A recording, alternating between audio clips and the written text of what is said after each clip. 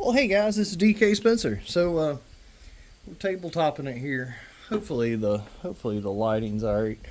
So, Silver Tongue Devil, you know what?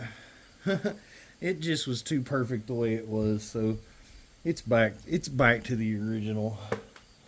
So there's the Silver Tongue Devil the way me and God intended it to be. All right. So I actually like that on the Leshiy. I don't know how permanent it'll be, but the Leshiy has a lot of polished metal on it. So, and even the Saber Tactical piece, you know. So I've got a lot of stuff that pulls it together on the Leshiy. I like it a lot better on the Leshiy than I did on the Silver Tongue Devil. So, so there we go. This one here, I went back to a Magpul on it. Hold that thought. When I say I went back to a Magpul, I don't think I've even done any video with it in it. I got this guy here, and this thing is light as air. Like, it is so light. Like, I thought for sure that I could break it. Like, but no, it's actually really tough. I can put a link to it. I got it from Optics Planet. I just thought it looked cool. It looked cooler in the pictures than it does in real life. But I put it on there. It's a very straight grip. But I did not dig it on there. I put it on the Leshiy too. I liked it better on the Leshiy. It actually worked a little better on the Leshiy, as you can see. I've not tried it on a VKS yet. It doesn't have a back strap. So, see, this Magpul with the back strap, this fits perfect on the. Just by the way, if you're looking for a grip for a Rattler or a Sidewinder, look how nice the Magpul fits. So there you go. I can put a link for that too. This is the grip that the Leshiy comes with. I thought I'd get fancy and put it on there and see, but the way it's made, it don't work. It's got that big old gap behind it. But I didn't like the one that the Leshiy comes with. It looks better in the pictures too. It's kind of a laminated wood looking, but I don't know. I wasn't a fan of it.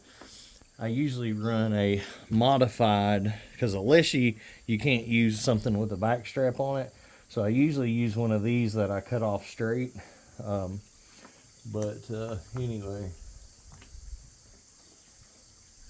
there you go. I like the silver better. Definitely better than that. So I'll probably leave the silver one on there for a while. It's not silver, it's brushed aluminum. I'll probably leave that on the Leshiy for a while just because it's got pieces to pick it up. It was just too much on the VKS. But, so, this is, if I walk out of the house with nothing else in my vehicle, this is what I have. And I want to make a correction because I've said several times that I will not use chemical ammunition in a 7-round Byrna mag. And that was true up until I tried the new Grimburg ammo.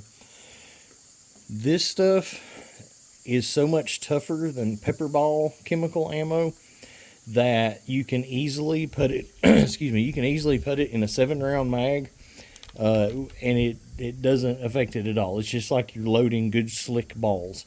So unlike pepper balls, now you go to load pepper balls in one of those, you can freaking hear them creaking and stuff like they're gonna freaking, and a lot of times they will bust. So I do not ever recommend using Pepperball brand, or really Byrna brand even, chemical ammunition in a 7-round double stack magazine. But the exception being the Grimburg Kinetics. Those things are freaking awesome. I'm hoping to get to do some like real testing with these things, but everything about them so far I love, and that's what I keep in the LE. And yeah.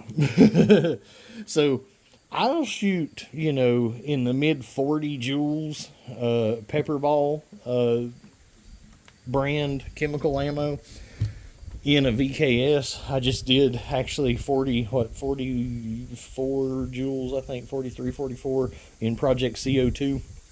Shot a whole mag full of them.